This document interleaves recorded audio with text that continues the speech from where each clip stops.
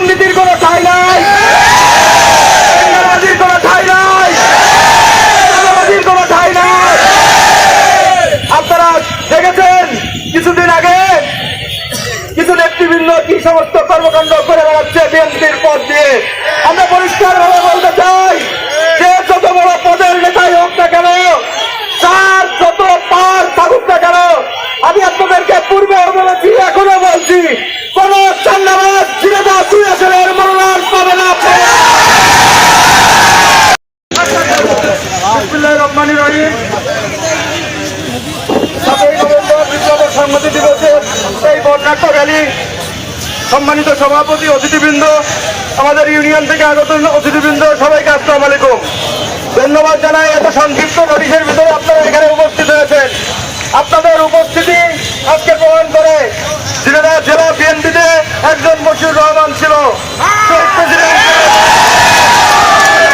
জিয়াউর রহমানের আদর্শে মশিউর রহমান দল করে গিয়েছেন, ঝিনাইদহ জেলা বিএনপিকে সাজিয়েছেন।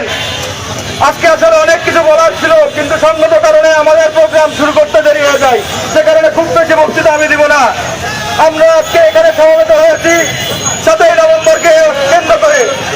এটা একটু ঐতিহাসিক দিন, যেদিন সিপাহী এবং জনতা একাকার হয়ে শহীদ প্রেসিডেন্ট জিয়াউর রহমানকে মুক্ত করেছিলেন।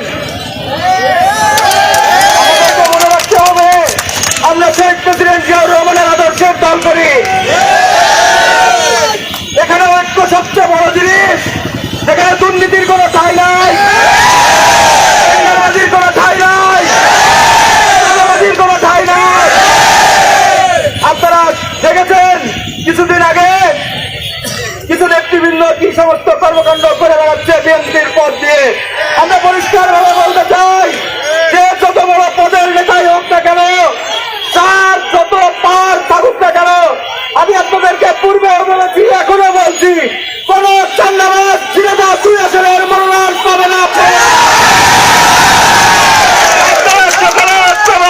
থাকেন, আমি আপনাদেরকে ইনশাআল্লাহ নিশ্চয়তা দিতে চাই, এটা আমাদের ভারপ্রাপ্ত চেয়ারম্যান জনতা জনাব তারেক রহমানের উক্তি, জনতা জনাব তারেক রহমানের প্রতিজ্ঞা ঝিনাইদহের মানুষের কাছে।